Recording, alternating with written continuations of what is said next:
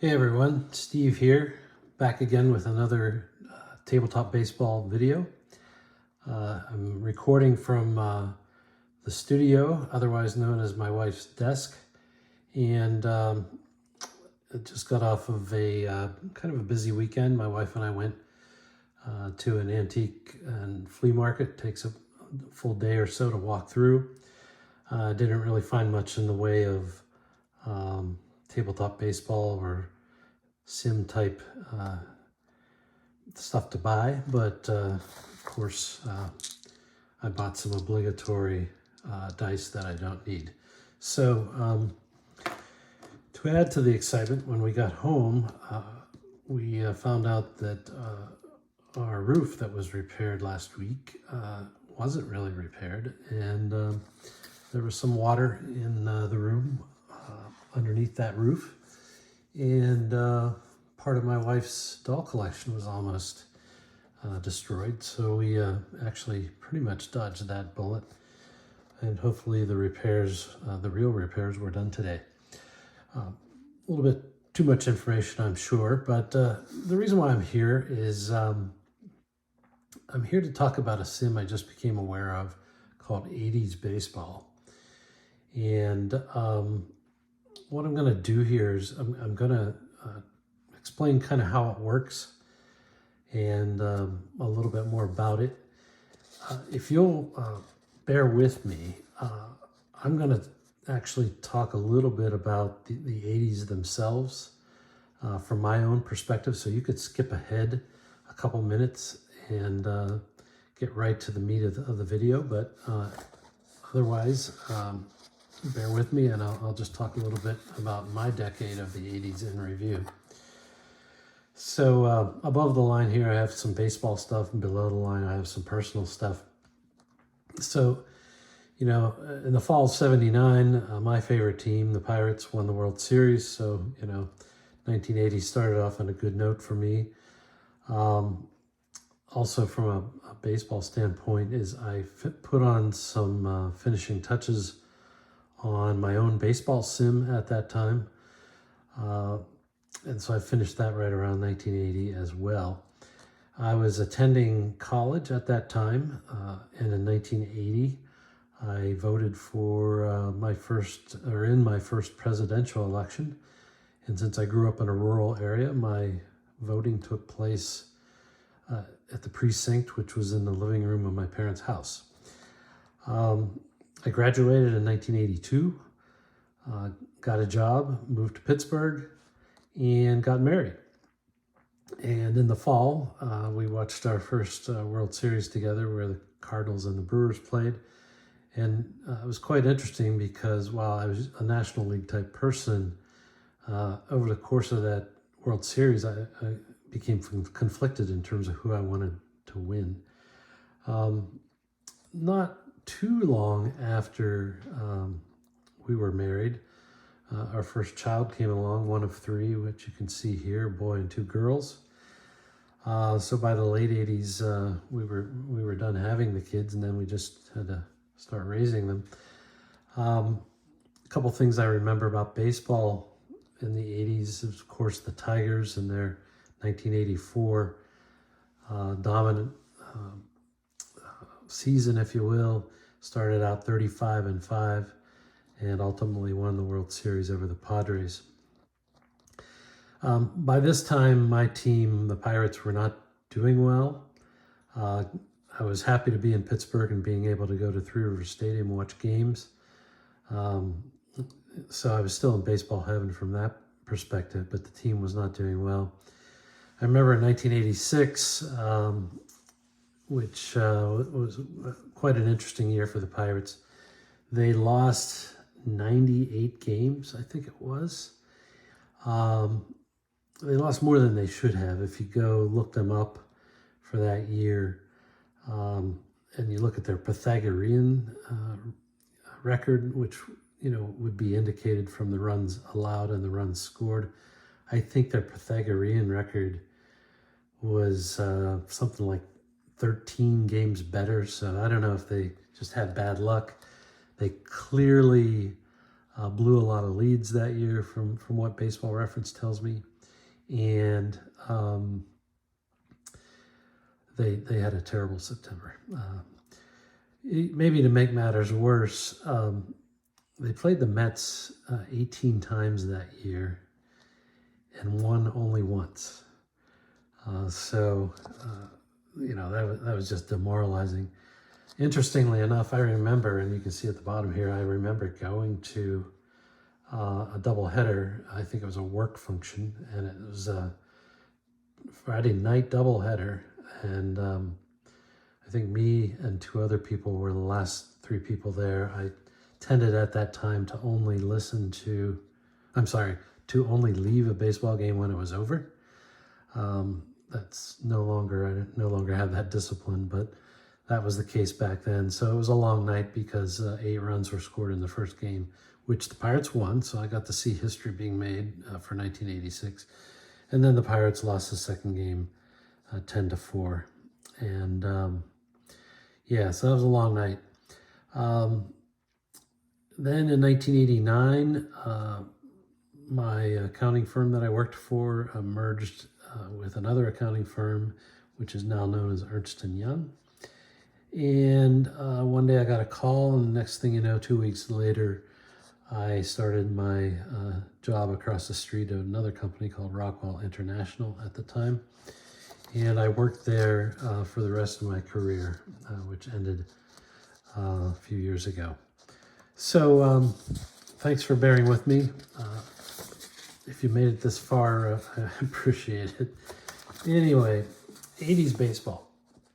So 80s baseball was created by Thomas Hetrick, and you see his email contacts there.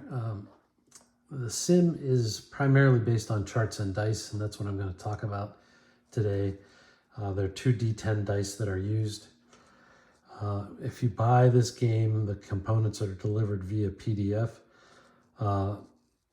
Plus, if you need the physical dice, he'll mail them to you.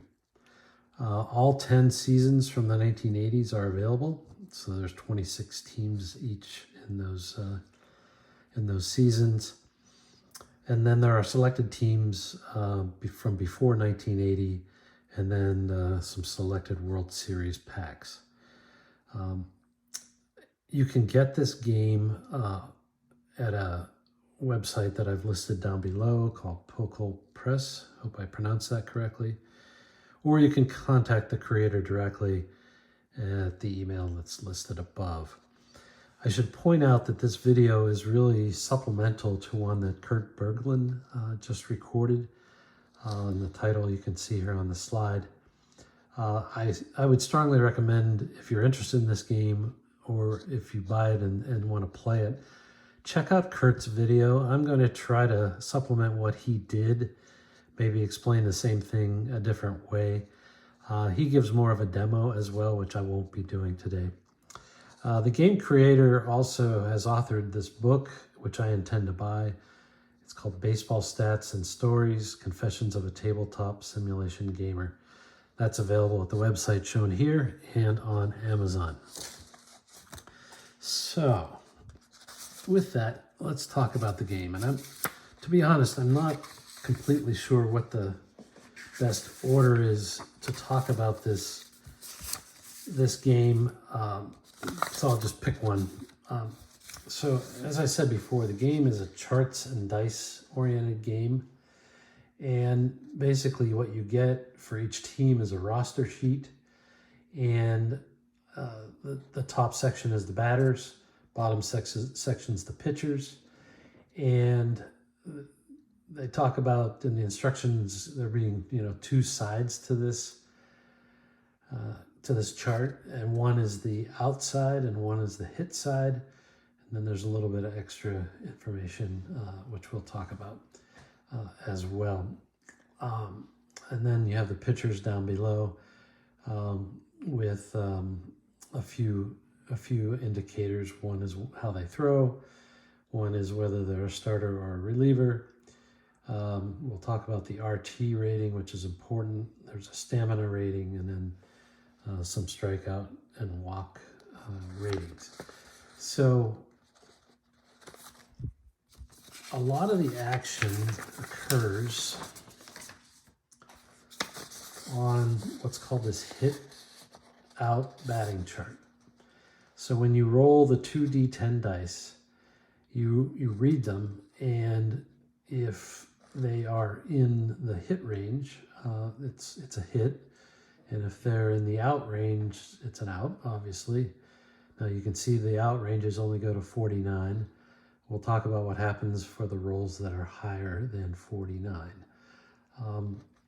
This is really a matrix. Down the side are the hitters' hitting ratings, or hit rating, if you want to call it that.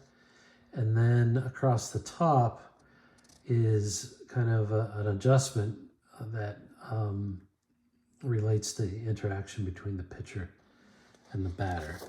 So I think what I'm going to do next is actually talk about the charts themselves a little more, so I think that will help. So this is directly from the instructions with a little bit of notations from me. This is Al Brumbury, 1984 Orioles. The key rating on here initially is this batting rating. He's an 11. We'll come back to that. I mentioned that there's an outside of the chart, so if there is an out, you roll the dice and you determine what kind of out it is. These are really ranges.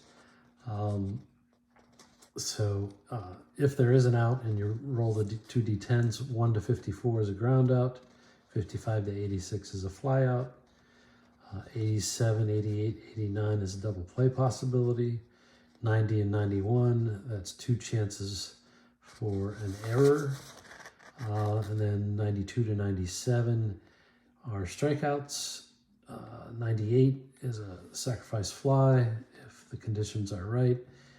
He has no hit batsman rating, and then there's a kind of a little random walk rating that comes up at the end there if 100 is rolled on that second roll. If it's a hit, you roll the 2d10s and you determine whether it's a single, double, triple, or home run. And I double checked for Bunbury. These percentages match exactly the mix of his hit types from the 1984 season. There is a stealing rating, which it looks like Bunbury was not much of a stealer. And then there is also a left-right split feature, which is customized, I believe, to the individual player. And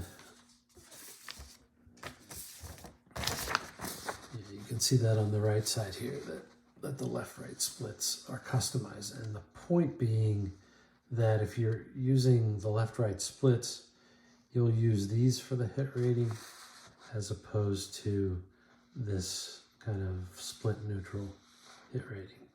So here you see that he's an 11 hit rating generically, but against left-hand pitchers, because he's a left-hand batter, his hit rating actually goes all the way down to 5. So there's that. Pitchers have a hit rating as well, related to their ability to influence the out or hit chart, and higher is better, and so they range all the way from 1 at the low to 18 at the high here on this Tigers chart. We're going to talk about that more right now. Let's look at the top half of this chart. A big part of the pitcher chart is really to determine their strikeout ranges and their walk ranges. And I've highlighted that there for Mike Boddicker. At the bottom here is really an excerpt from the Tigers pitchers charts that we just saw. And we're going to use Jack Morris as our example against Bunbury.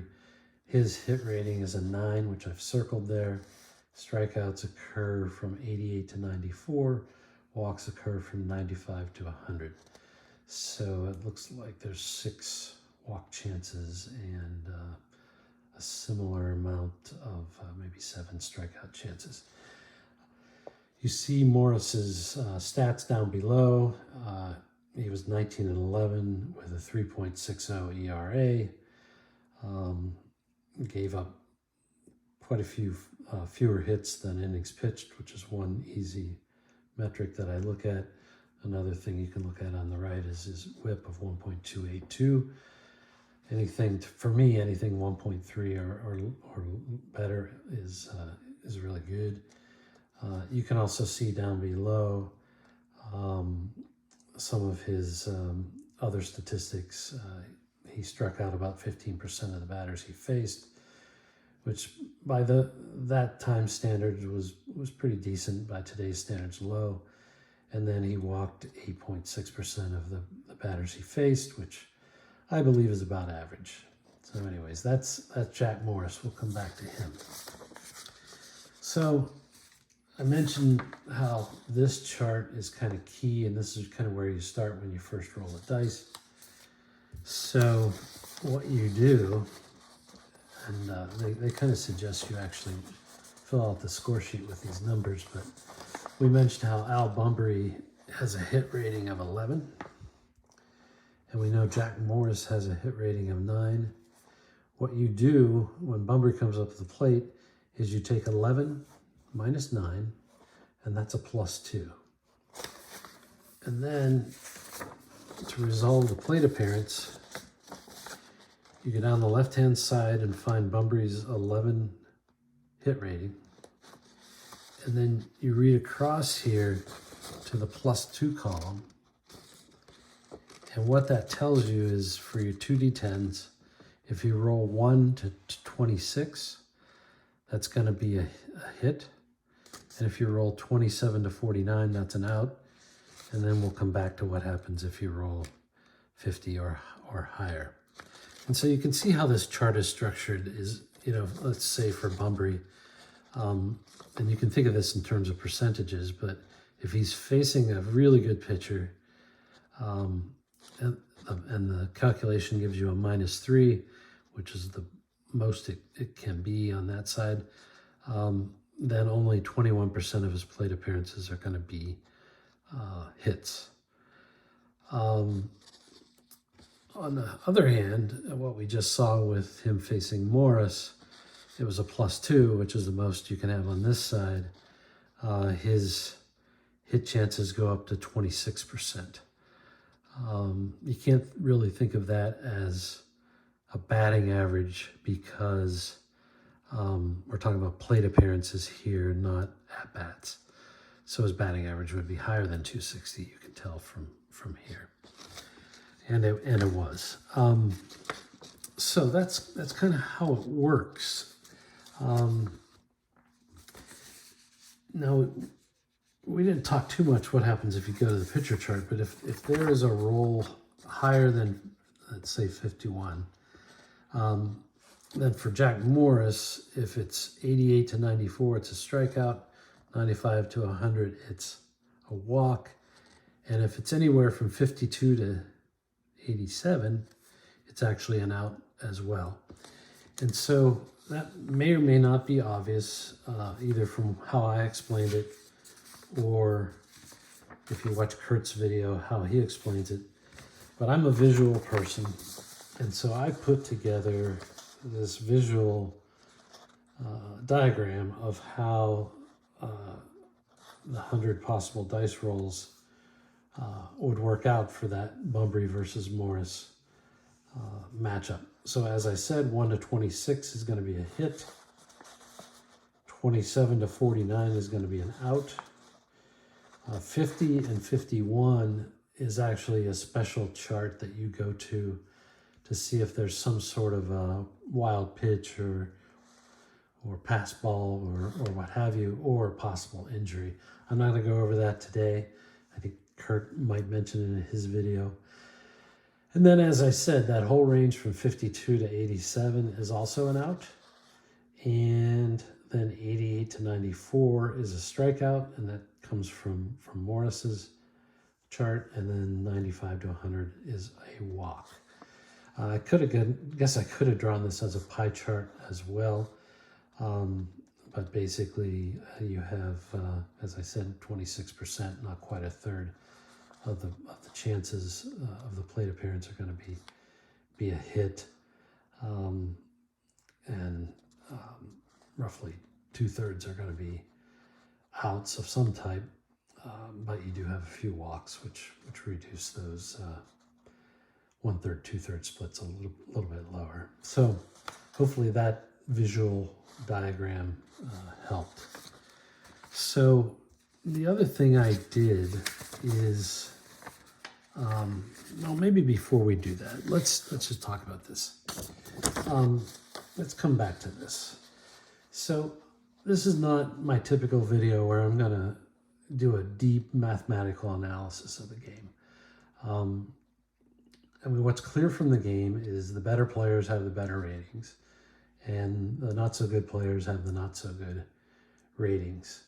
Now, I don't know how the creator did his math for this game, but what I did just for comparison is for the pitchers, if you see over here to the right, is I calculated just off their straight baseball reference statistics how many hits they gave up as a percentage of the batters they faced. And what you see here is Glenn Abbott, who has arguably the worst possible hit rating of 1. Well, that's because 30% of his batters he faced got a hit. Juan Berenguer, he actually had a relatively low hit percent, and so his rating is 10.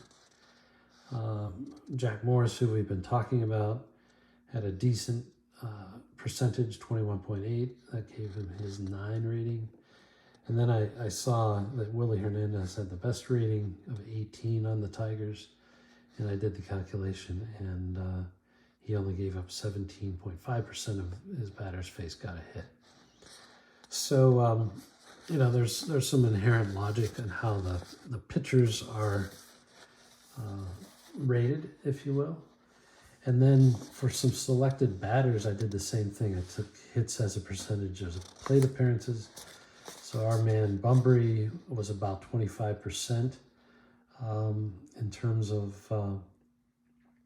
his hits, and that gave him his 11 rating. Ripken was 27.2, so he's higher than Bunbury, and he is higher. He's got a 14 here instead of an 11.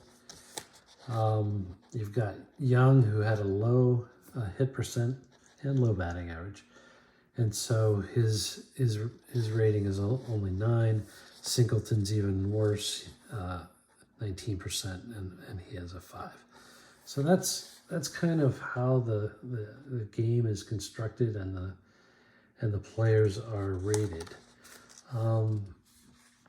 So with that, I think I will wrap up with a flowchart, and I'm concerned that this flowchart is going to make it seem harder to play this game than it is. So, you know, I would encourage you to not be too freaked out here and really think of it in simple terms, that there's a main roll of the dice, and that's going to be the main determinant of which direction the plate appearance is going to go.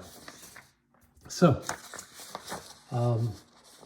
as we've been talking, you start by rolling the 2d10s, and you go to that hit or out chart that we talked about.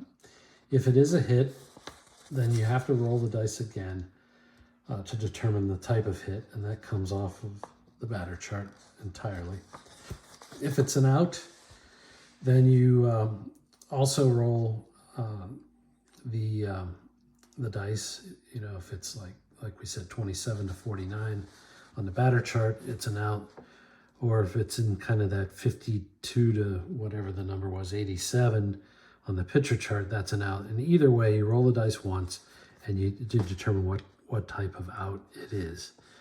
And so for most plate appearances, you could resolve the plate appearance in a maximum of 2 dice rolls for most of them. Sometimes 1 if it's a strikeout or a walk off the pitcher ranges. Now, as I mentioned, if it's a 51 or 52, then you have to actually do another roll and resolve things off of this battery miscue / injury chart.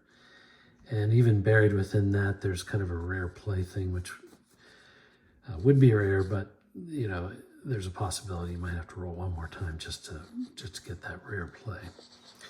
Now, on the roll to determine the type of out, I said there's a couple small chances if there's an error, and if you want to assign the error to a position, then you've got to roll the dice again just to determine the position. Same thing if it's an out, whichever direction you come from to get to the out.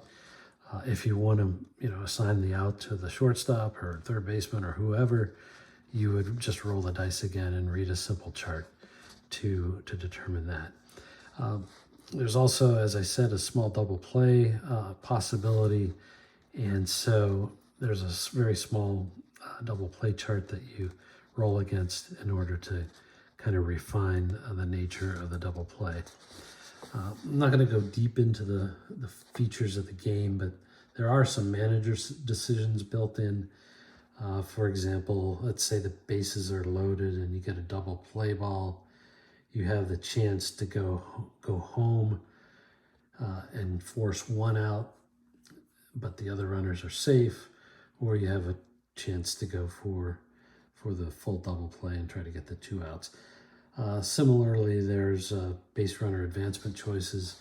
There's, you know, hit and run options. There's stealing. You know, everything you would expect to find in a sim. So that's about all I wanted to do. I didn't want this video to go out much longer. Once again, appreciate it if you've made it this far. Please feel free to comment. Like and subscribes are fine, but I really prefer if you comment. And then once again, here is the information for how to get this game. Thanks for watching. Enjoy.